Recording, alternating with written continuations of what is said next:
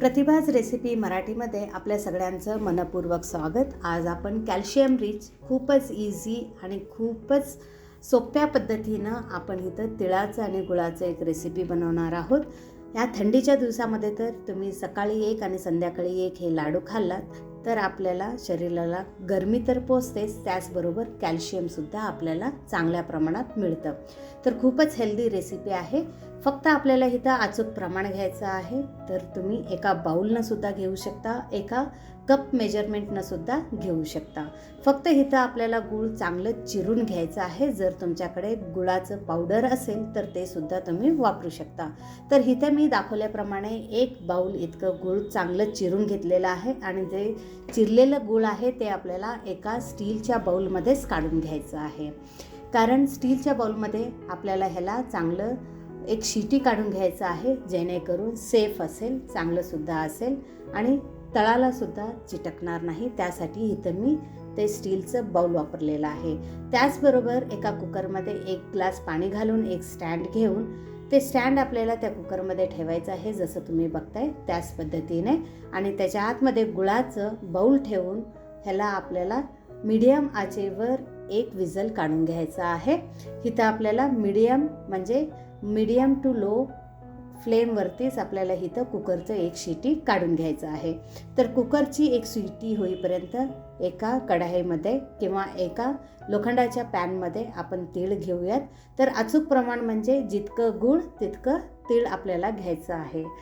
तर तुम्ही जर हे मेजरमेंट करेक्ट घेतलात तर खूपच आपलं रेसिपी परफेक्ट येईल। तर मध्यम आचेवर आपल्याला इथं तीळ चांगलं खमंग वास येईपर्यंत भाजून घ्यायचं आहे। इथं मी दाखवलेले आहे, थोडंसं लालसरपणा आलेला आहे आणि खमंग भाजलेलं आहे तीळ। इथं माझं ते बाउल आहे ते मोठं आहे, जर कप मेजरमेंटला गेलं तर 2 कप इथं आपलं तीळ आहे। तर ह्यासाठी मी इथं 2 बॅचमध्ये तीळ चांगलं मध्यम आचेवर भाजून घेतलेले आहे। तिळाचं चांगलं खमंग असं वास येईपर्यंत आपल्याला तीळ भाजून घ्यायचं आहे। आणि भाजलेलं तीळ आपल्याला एका ताटामध्ये काढून ह्याला आपल्याला थंड व्हायला बाजूला ठेवायचं आहे।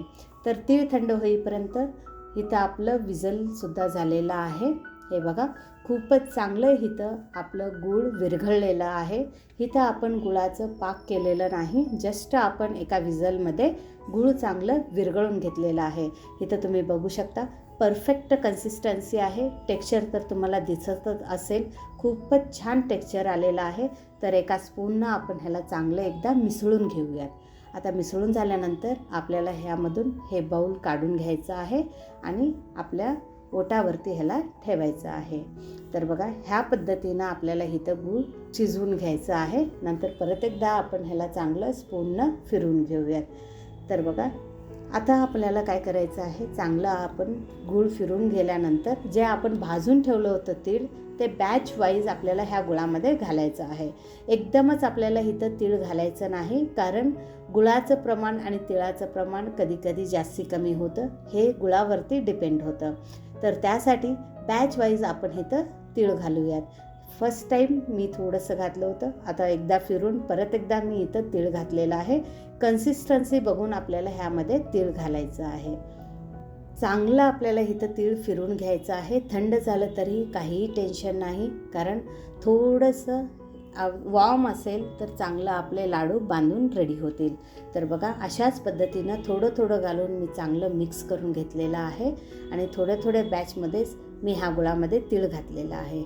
बघा, उरलेलं सगळं तीळ आपल्याला ह्या बाउलमध्ये घालायचं आहे। इथे गुळाचं आणि तिळाचं परफेक्ट कॉम्बिनेशन झालेलं आहे, परफेक्ट मेजरमेंट झालेलं आहे।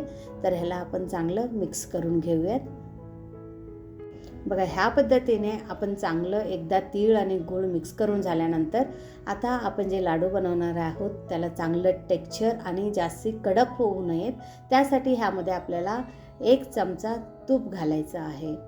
आणि तूप घालून झाल्यानंतर परत आपण चांगलं ह्याला मिसळून घेऊयात, चांगलं मिक्स करून घेऊयात। तर खूपच इझी पद्धतीनं आपल्याला इथं लाडू बांधता येईल।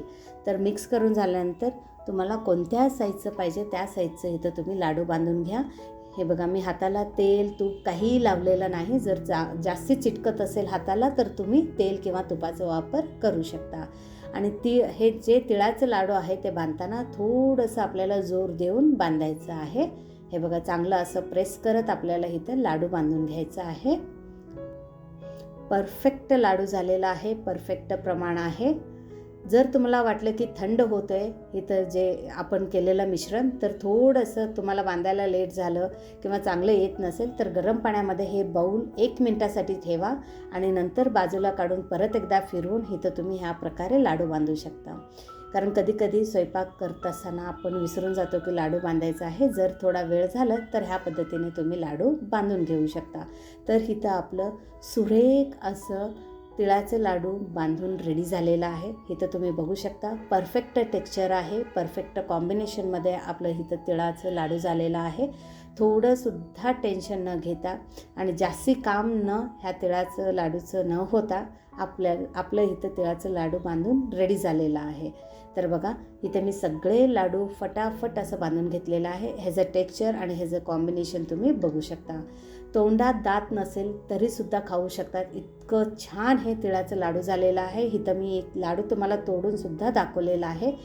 ह्यावरती तुम्हाला ह्या लाडूचं प्रमाणसुद्धा परफेक्ट मी सांगितलेलं आहे. ह्याच पद्धतीने बनवा तर तुमची रेसिपी फेल होणार नाही.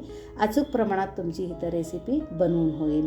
तर तुम्ही हे रेसिपी बनवून झाल्यानंतर कसं आलं ते नक्की कमेंटद्वारा आम्हाला सांगायला विसरू नका.